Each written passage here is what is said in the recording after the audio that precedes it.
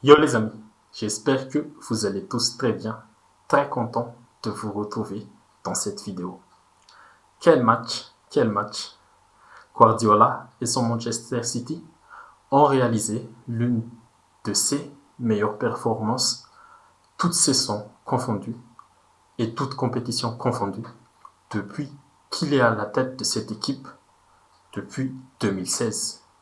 Pourquoi l'une des meilleures performances? Parce que c'était la demi-finale retour de la Ligue des Champions.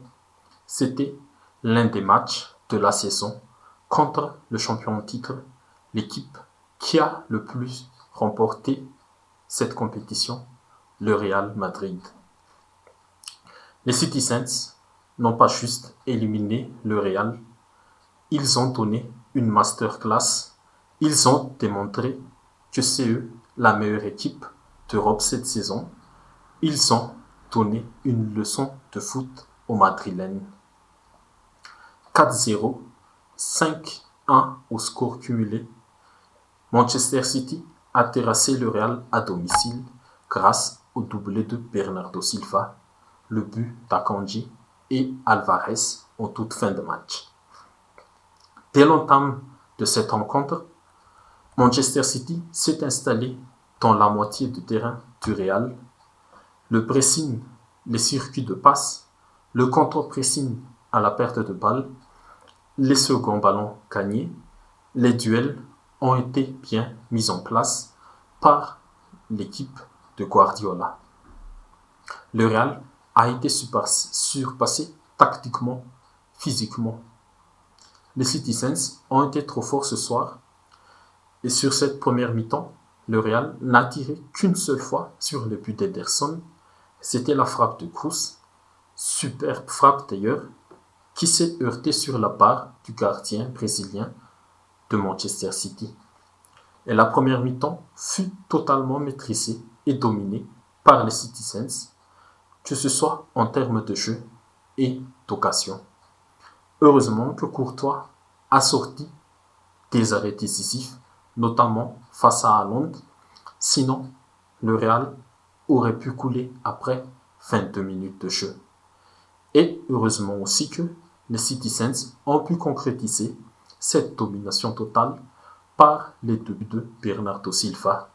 Sinon, le scénario du match aurait totalement tourné en faveur des merengues. Oui, on connaît tous la capacité de cette équipe à souffrir et puis prendre son adversaire par surprise sur une contre éclair ou un coup de patte venu de nulle part. Mais ce soir, la marche a été trop haute pour Carlo Ancelotti et ses hommes. Manchester City a tout maîtrisé offensivement et bien sûr défensivement. Oui, c'est bien d'avoir marqué les buts, mais si tu encaisses aussi derrière, tu donnes beaucoup de chances à l'adversaire de revenir et de prendre l'ascendant psychologique surtout. Et les phases avec ballon de City sont parfaits. Chacun sait ce qu'il doit faire sur le terrain, et surtout pour sortir du pressing adverse. Je me souviens d'une séquence à peu près à la 35e minute. Il y avait déjà 1-0 pour Manchester City. Et sur cette séquence, Manchester City a fait un peu tourner le ballon, a pris le contrôle du ballon dans sa moitié de terrain, peut-être aussi pour contrôler un peu le tempo après ces grosses premières 25 minutes. Et sur cette séquence, le Real a enclenché un pressing avec Modric, mais les Rodri, les Ruben Dias, Ederson, Akanji, Gundogan et John Stones ont joué avec le Croate comme à l'entraînement. Mais le point important, c'est la capacité de City à sortir proprement le ballon de sa moitié de terrain face au pressing adverse et de se projeter rapidement vers l'avant.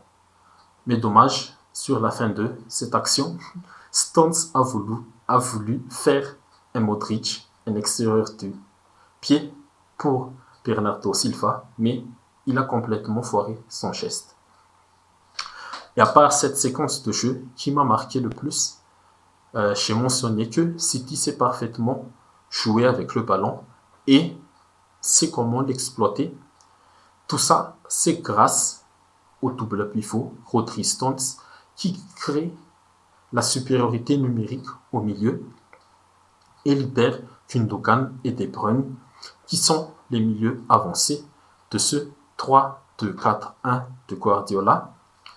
Gundogan et De Bruyne sont toujours en mouvement pour créer des espaces et des décalages pour Bernardo Silva et Grealish sur leurs côtés respectifs.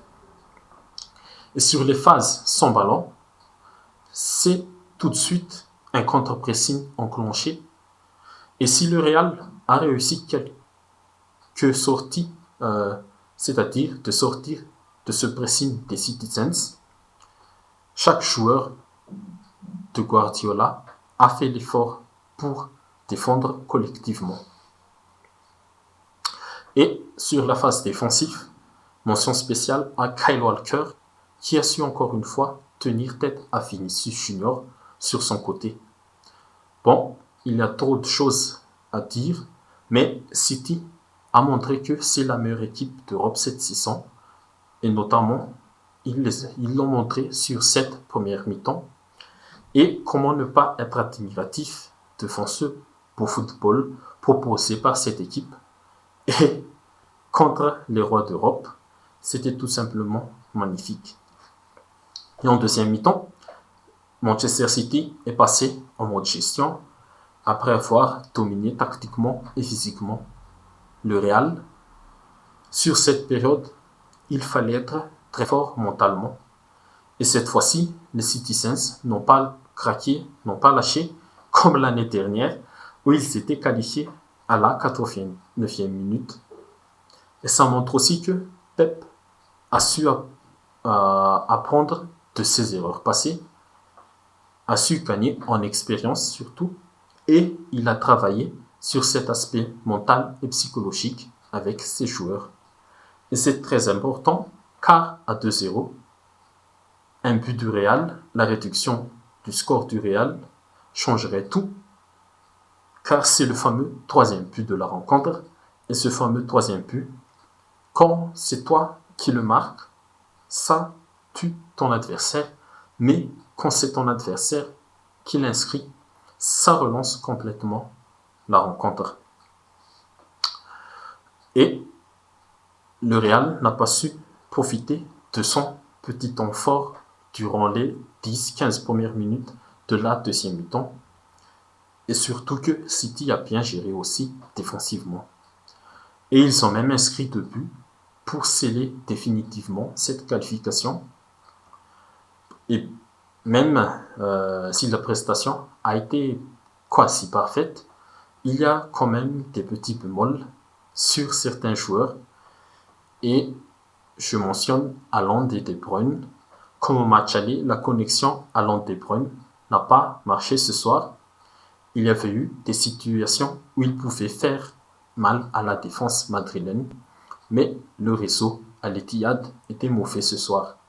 Heureusement que le collectif était au top du top.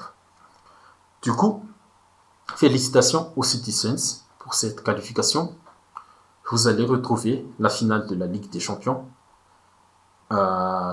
pour la deuxième fois en 2 ans, après celle perdue contre Chelsea en 2021. Et rendez-vous pour vous le 10 juin prochain à Istanbul contre l'Inter. Pour le Real, on sent peut-être que c'est la fin de cette génération Décima et tous les LDC remportés après, mais le futur est déjà là avec les Camavinga, les Rodrigo, les Vinicius, les Valverde, les Tchouaméni. Il y a déjà les bases pour essayer de reconquérir l'Europe la saison prochaine. Ok les amis, c'est tout pour cette vidéo. J'espère que ça vous a plu. Si c'est le cas, n'hésitez pas à liker, à commenter et à partager pour tous les amoureux du ballon rond. Et abonnez-vous surtout si vous ne l'êtes pas encore. Merci à vous et à la prochaine.